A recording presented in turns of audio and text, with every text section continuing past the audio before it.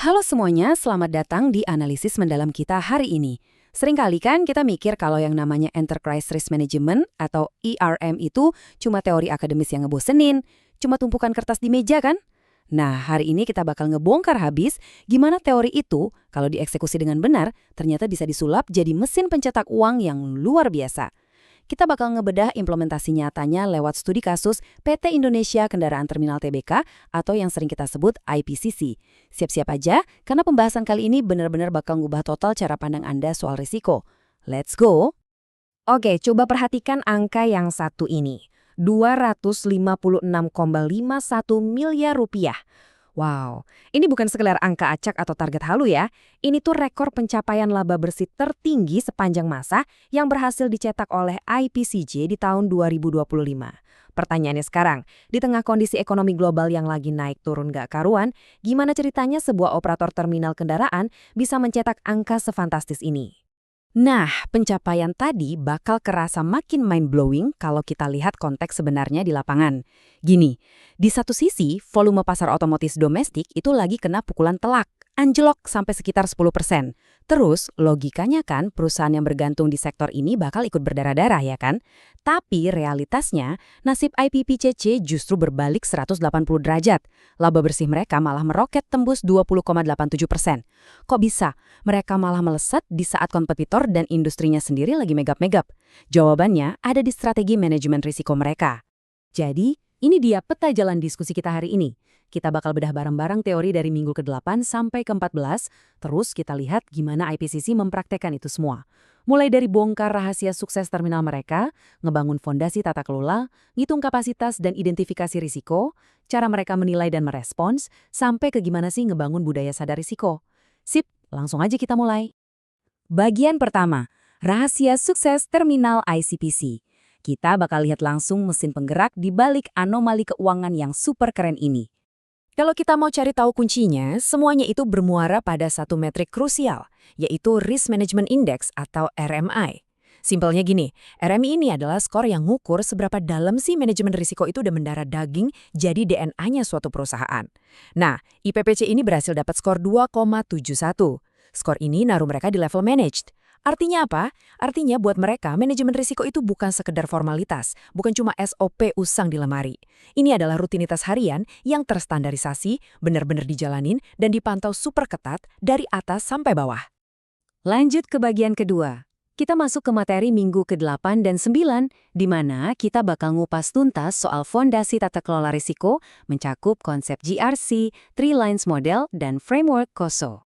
Oke. Kita bedah materi minggu ke-8 dulu ya, soal Three Lines Model. Konsep ini intinya ngebagi pertahanan manajemen risiko jadi 3 lapis, biar nggak ada yang namanya tumpang tindih kerjaan. Lini pertama itu ya orang lapangan, manajemen operasional. Lini kedua fungsinya ngawal kepatuhan. Dan lini ketiga itu audit independen. Nah, IPCC nerapin teori ini dengan sangat-sangat rapi. 6 manajer terminal mereka, dari Jakarta sampai Makassar, itu langsung turun tangan sebagai lini pertama. Mereka ini pemilik risikonya. Terus, Direktorat Kepatuhan nggak cuma jadi satpam aturan, tapi benar-benar jadi lini kedua yang ngasih framework dan edukasi.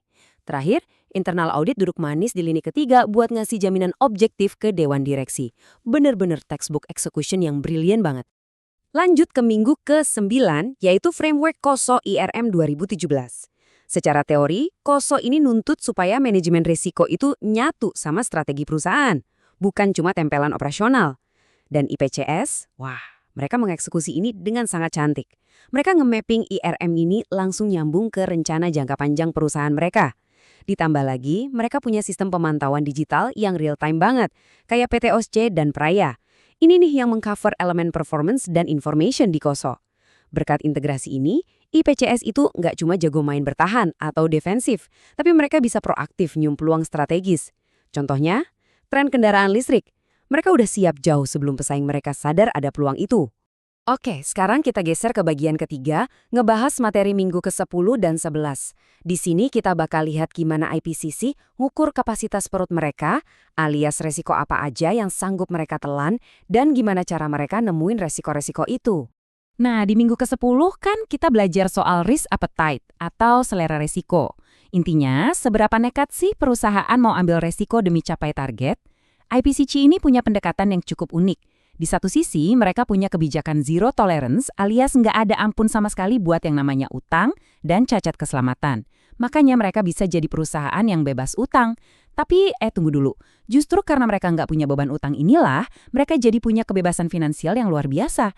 Kebebasan inilah yang ngasih mereka modal buat naikin selera resiko ke level menengah sampai tinggi, khusus buat ekspansi yang agresif, kayak ngebangun infrastruktur EV dan transportasi darat.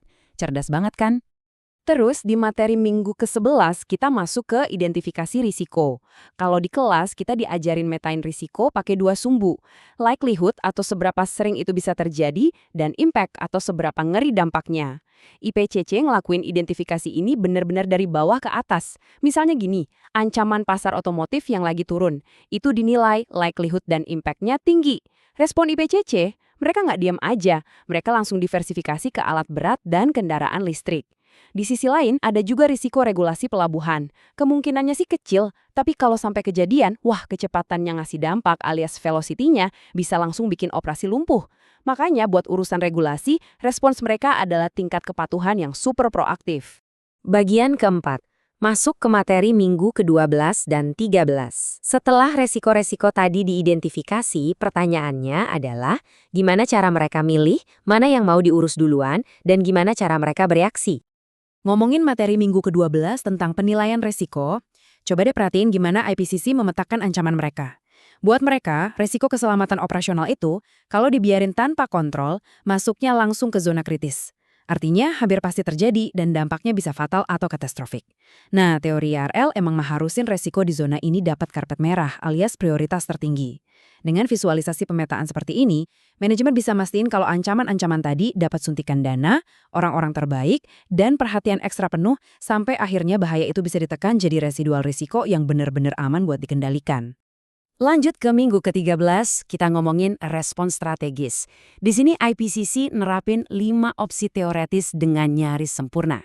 Pertama, avoid. Hindari aja kargo yang nggak masuk standar keselamatan. Kedua, reduce. Kurangi dampak dengan nerapin aturan safety yang super ketat. Ketiga, transfer. Alihkan risiko finansialnya pakai asuransi. Keempat, accept. Yaudah, terima aja sisa-sisa risiko yang minor. Tapi ini yang paling penting, poin kelima, exploit atau eksploitasi peluang.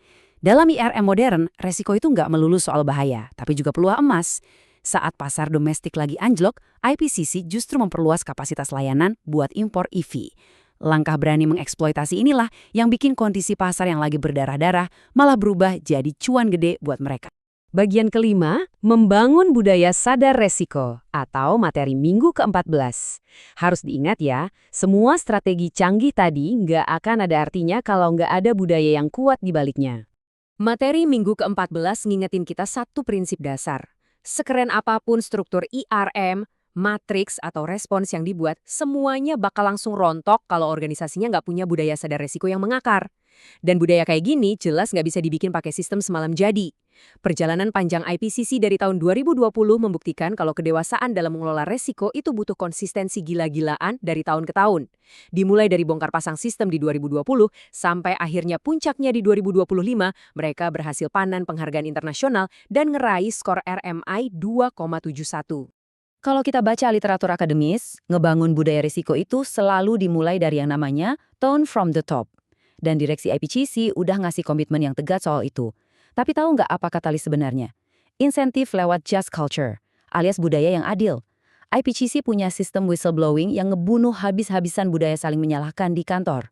Efeknya, setiap karyawan ngerasa aman banget buat laporin kejadian nyaris celaka tanpa takut dimarahi atau dihukum. Maksud saya, bayangin aja, konsep dari buku akademis ini waktu diterapin di dunia nyata berhasil ngubah ribuan karyawan lapangan jadi sistem alarm dini yang super responsif. Oke, bagian ke-6. Kita udah ngelewatin semua perjalanan teori IRM dari minggu ke-8 sampai 14.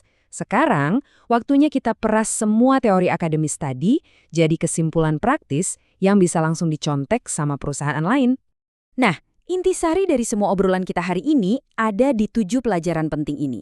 Pertama, manajemen risiko itu nyiptain nilai, bukan sekedar jadi tameng buat bertahan. Kedua, skor RMI membuktikan kalau budaya perusahaan itu bisa diukur secara objektif loh. Ketiga, strategi perusahaan tanpa utang nyatanya ngasih kebebasan buat ngambil risiko strategis yang lebih gede. Keempat, Three lines model nggak bakal jalan tanpa pengawasan yang aktif. Kelima, budaya risiko harus terus diukur biar nggak cuma jadi pajangan. Keenam, kita butuh perbandingan atau benchmarking sama pihak luar biar standar kita terus naik. Dan yang terakhir, digitalisasi sistem itu adalah senjata rahasia paling ampuh buat ngejalanin IRM. Eksekusi mulus dari semua teori inilah yang bikin IRM jadi keunggulan mutlak buat IPCC. Supaya lebih mantap, dengerin deh kutipan dari Bapak Uing Megantoro, Direktur Keuangan, HSC dan Manajemen Resiko di IPCC. Beliau bilang, manajemen resiko adalah kunci bagi IPCC memenangkan ASEAN Risk Award dan kunci untuk menciptakan nilai bagi seluruh pemangku kepentingan. Pernyataan ini ibarat stempel persetujuan buat semua yang kita obrolin hari ini, bahwa pada akhirnya, inti dari manajemen resiko adalah tentang penciptaan nilai tambah. Nah, sebagai penutup, saya mau ninggalin satu pertanyaan yang lumayan bikin mikir nih buat Anda semua. Kira-kira, berapa sih indeks manajemen risiko di tempat Anda bekerja sekarang? Dan yang lebih krusial lagi, apakah selama ini perusahaan Anda pakai manajemen risiko cuma sekedar buat bertahan hidup dari krisis? Atau jangan-jangan Anda udah mulai memanfaatkan ya sebagai senjata rahasia buat mengeksploitasi peluang baru? Coba deh dipikir-pikir lagi. Oke, terima kasih banyak udah nemenin saya ngebedah kasus seru hari ini. Sampai jumpa di analisis mendalam kita yang berikutnya.